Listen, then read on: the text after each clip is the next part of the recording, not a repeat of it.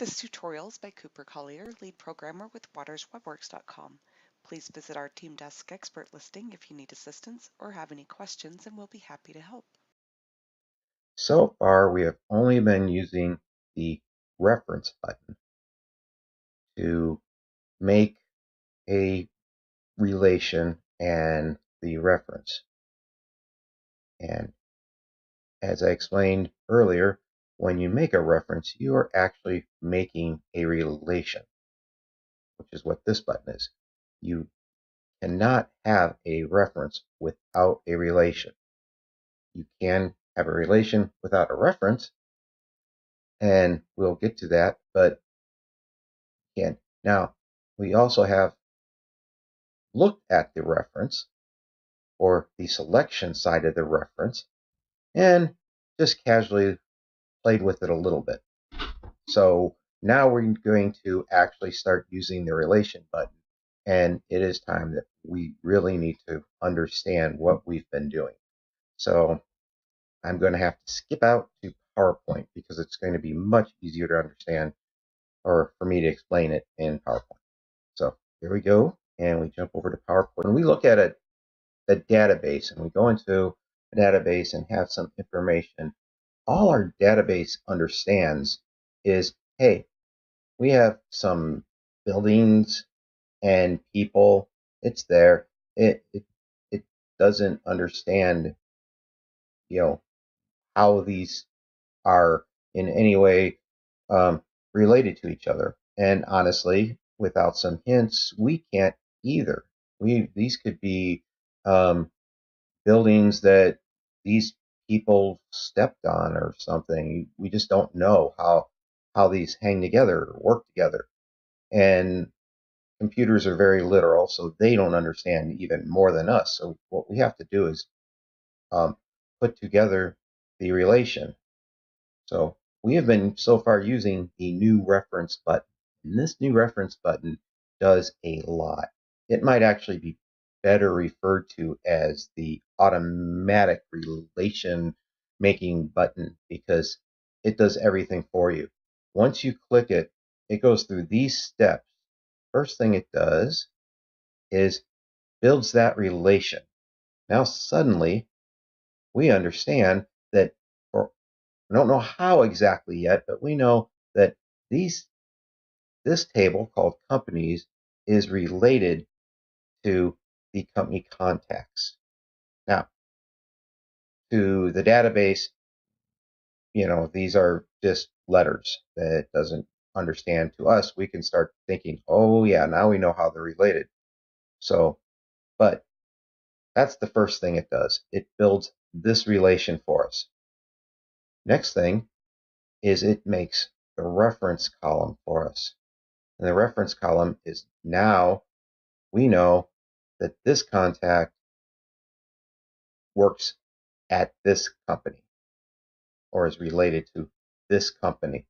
And so we select that. And using that reference column, we can put that guy working for that company, this guy at this company, Mr. Dress Guy, and Crazy Lady. Yeah, she ain't going to work with the dress guy. So that poor guy's got to work by himself. So now we have those links. Then our new reference button also makes us a bunch of lookup columns, or makes one lookup column, but it builds this lookup for us. And that means when we look at this person, we know which company he works for. It's there. So it might as be on a badge, on his shirt. He goes, we say, hey, and right there's a picture of the building because he's linked to it. And this guy gets a picture of gray building. So to go with his dress. All right. Next thing it does is it makes this detailed table for you. So now, when we open a company, we can see which people are associated or working there. Right there. It builds this for us automatically. That's done. So that's a lot of stuff. And then finally, it puts together a record picker for us. There's our record picker, so we can actually pick the correct company for the person. So that's what that button does. And this is actually, when we're talking a relation, it's a lot of things all together. So let's kind of look at this with our tables side by side.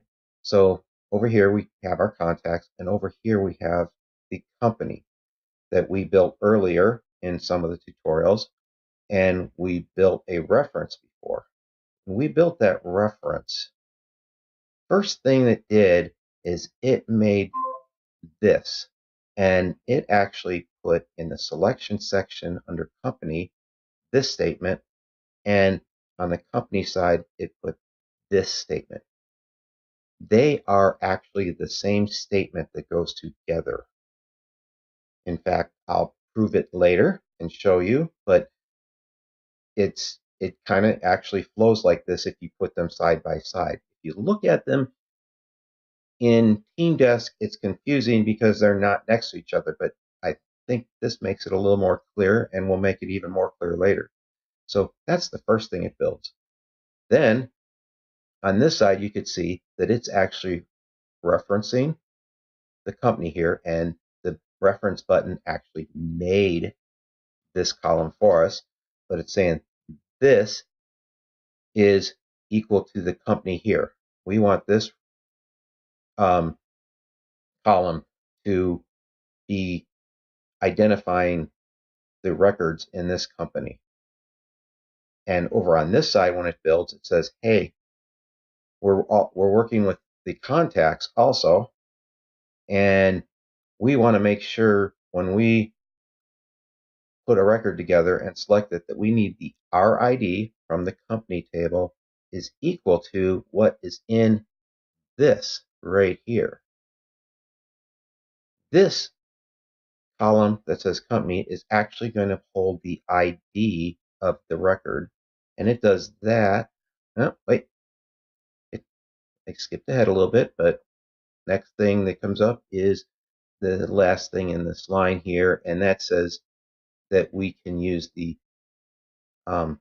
table to show the records on the bottom, and it actually gets that from the company contact views. And I'm showing them over here because if I stretch it over here, the line goes all over the place. But this is part of the company contact table. It's a view over there. So it's saying, hey, show us that view. So anyway, next thing we go is this ID, because it's the next thing it builds, is the record picker. And the record picker takes this ID when we pick it and puts it in here for company. And so every time we make a contact and we pick a company, this goes into there.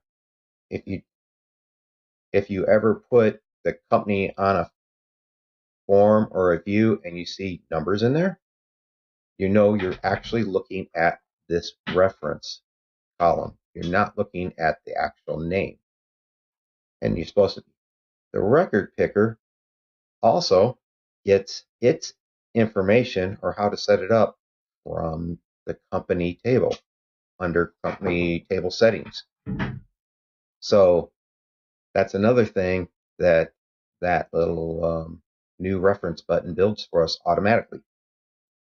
And you could see the also gets the name using this set name column. That's the default column to use. So when you actually pick a company, you see this. You see their name. You don't actually see this one. So that's done in the background so you don't get confused. So when we go back a second, and what it amounts to is all these pieces together, all these nifty lines all over the place. Those are the relation as a whole. The reference is actually part of the relation. If we add these lookups and these summaries, they're also part of the relation. So they all work together. And the reason why they're part information over here on one table, part information over here on the other table, is this whole thing of relations. This bunch right here you see is not actually part of either table. So it doesn't really live in the table. Where does it live? Well, it kind of is out there. It's, these relations are really the dark matter of databases. They're kind of floating back there in the background. So literally, they're here in the middle somewhere. You don't actually see them. TeamDesk protects you from this. If you maybe worked in another database like MySQL, and I accidentally clicked a couple times because my mouse disappeared on me. So if you were working in another database, you would actually work directly on these, and it's quite difficult. So, but we look at this and say, hey, why isn't there a relations table that shows all the relations? Well, really, there actually is a place to actually look at the relation as a whole instead of a piece here, a piece over here, and then this piece over here. It actually does exist. That's right here using the edit button. So if we click the edit button, we open up this table, same as over here. Now, I said before that these two are actually the same thing. And if you click the edit button on these two, you get the exact same form. This is the relationship edit form. And I'm going to show you, I'm going to jump over to TeamDesk and show you that and prove it to you. So if we go over here in my companies, and here's this side, go over to contacts, and we go and see it on this side. Those are the same. And the way we can tell they're the same, and something you should always do, is you hit edit and edit. This shows it to us. If we hit edit one more time, we can give it a name. This is one thing the new reference button does not do for you, and you should do every single time, is come in and give it a name that you understand that's unique. And why do we do that? As soon as we do that and we go back and look at our relation, this relation has the name in front of it now called test test. Let's go look over here. Over here, the name test test. They are exactly the same. If you hit the edit button on either side, you will get the same form with the same choices. So every time you make a reference, you name that, then when you'll know that your selection side in one table, you'll know exactly which one matches up. When we have only one, it's not that hard, but when you start getting a lot of references, this will save you. So you should always do it. It makes life much easier. And let's look at that. I went up. Look at that. They're the same. When I put them side by side, everything matches. And this form here matches this whole line. You see, we have the reference to company right there, the company name, that's the reference there, goes up here. Each one of these has a spot. So that's essentially this line here. And even more, if you had under here, if you had lookups or summaries, and we go over here and look, this is going to include the lookups and summaries. And if you make a match, which we haven't really got to yet, it would actually show that as well. So this is your full relation, and it has everything in here for you. So you can use that view. And we go back to PowerPoint, and we can go one step further. Okay, so I think I hopefully explained and showed where they're the same, but let me try this other way here and explain. So when you have a relation, if you think of it this way, on the reference side, if it's under references, the information is being pulled directly from the other table. So that is the address. This is the city. For each and every record, that's what you get over here. So that's a reference. You get a one-to-one direct, in effect, pipe between the two. You go to the selection side. The selection side is actually, you can think of it as pulling the data from the views of the other table. So right here, you're actually going to display a view, which will display everything you see right here when you look at the view. The summaries do the same thing, but they display a combination of the information in a view. And you can make multiples of those. So that's why it's under selection, is because when you make a summary, you're pulling a selection of the data into this table so you can view it. When you're on the reference side, you're pulling the direct reference to each piece of data.